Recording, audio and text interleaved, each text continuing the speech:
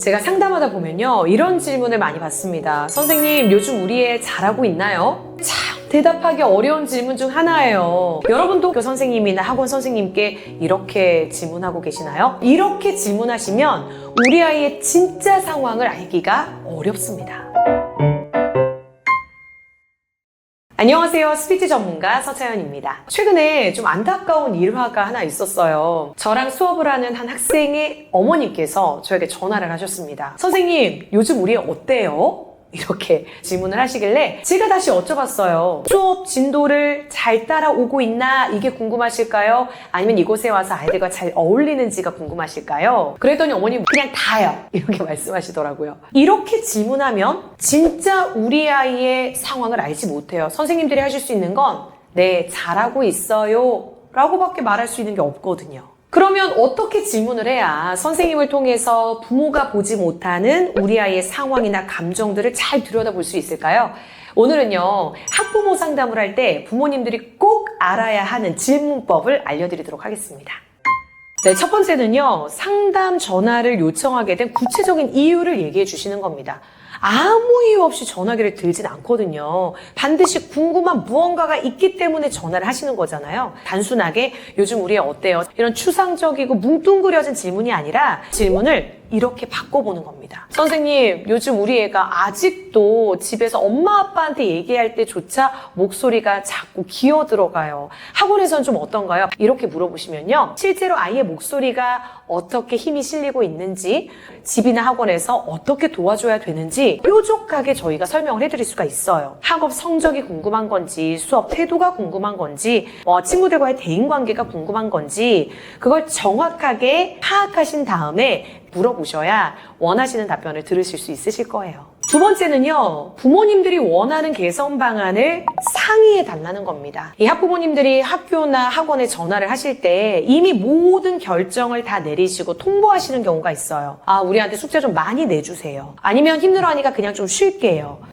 그럼 학원에서는 어떻게 할 방법이 없습니다. 그래서 이럴 때는 통보하는 게 아니라 상의해달라라고 부탁을 드리고 싶습니다. 저도 첫째 아이가 벌써 사춘기 중2가 되긴 했는데요. 좀 오래된 이야기지만 초등학교 때 있었던 얘기를 하나 들려드릴게요. 초등학교 저학년 때 방과후 수업으로 바이올린을 했었습니다. 90분 동안 방과후 수업을 했거든요. 근데 수업에 갔다 오면 매번 하는 얘기가 엄마 힘들어, 나 그만할래. 그래서 제가 이제 궁금했죠. 뭐가 그렇게 힘들까? 왜 그만두고 싶을까? 그래서 제가 학교 방과후 선생님께 전화를 드렸습니다. 아이가 좀 힘들어한다. 왜 그럴까요? 그리고 이럴 때는 어떻게 해야 될까요? 라고 말씀을 드렸더니 선생님께서 저에게 이런 말씀을 해주시는 거예요. 방과후 수업은 한 20명에서 많으면 30명까지 90분이라는 장시간 동안 수업을 합니다. 돌아가면서 1번부터 20명까지 한 번씩 레슨을 하고 나면 90분이 다 끝난다는 거예요. 이 말은 무슨 말이냐? 실제로 선생님에게 코칭을 받는 시간은 5분도 안 된다는 거예요. 나머지 85분 정도는 혼자 연습하는 거죠. 이거 무슨 인내심 끈기를 테스트하는 시간도 아니고요. 그래서 선생님도 그럼 어머님 이렇게 해보는 건 어떨까요? 좀 레슨 시간을 앞당겨서 일찍 하고 아이가 원하는 대로 30분이든 40분이든 좀 짧은 시간 연습하고 먼저 돌려보내도 될까요? 제가 그때 알았어요.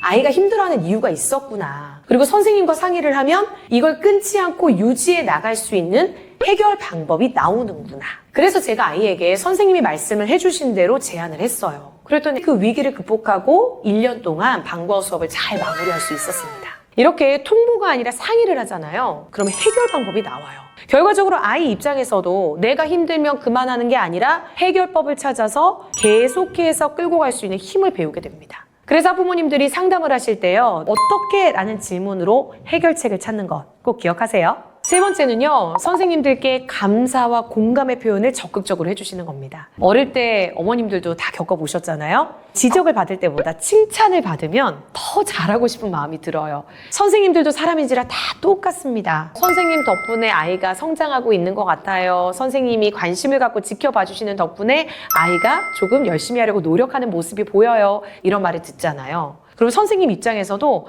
내가 알게 모르게 이렇게 아이를 위해 노력했던 이 노력이 진심으로 통했구나. 그리고 더 열심히 해봐야겠구나. 이런 동기가 생깁니다. 특히 덕분에라는 말이 참 중요한 것 같아요. 덕분에라는 말은 그동안 함께 노력해 주셨던 그 과정에 대한 감사함을 표현하는 거거든요. 그래서 이 손발이 오그라들어서 못하겠다가 아니라 정말 작은 표현이지만 용기 내서 선생님들께 감사의 마음, 이 덕분에라는 표현을 한번 해보는 겁니다.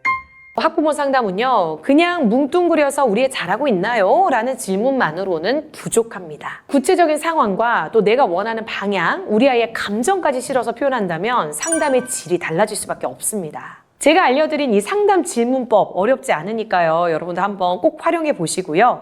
그 외에도 말을 잘하고 싶다 하는 것들이 있다면 어떤 것이든 댓글로 달아주시기 바랍니다. 어떻게 말하면 좋을까? 나도 좀 소통을 잘하고 싶다 하시는 분들이라면 구독 눌러주시고 그때마다 저 서채연을 찾아주세요.